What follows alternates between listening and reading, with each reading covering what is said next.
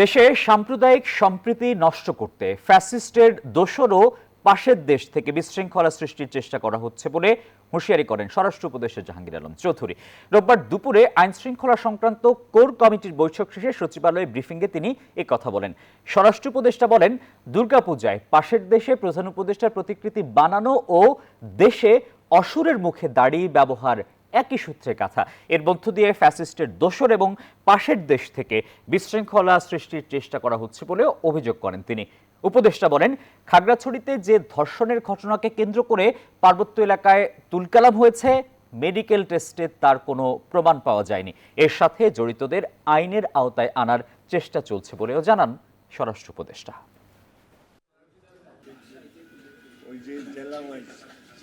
fascist ও তাদের সহযোগীরা কয়েকটি পূজা মণ্ডপে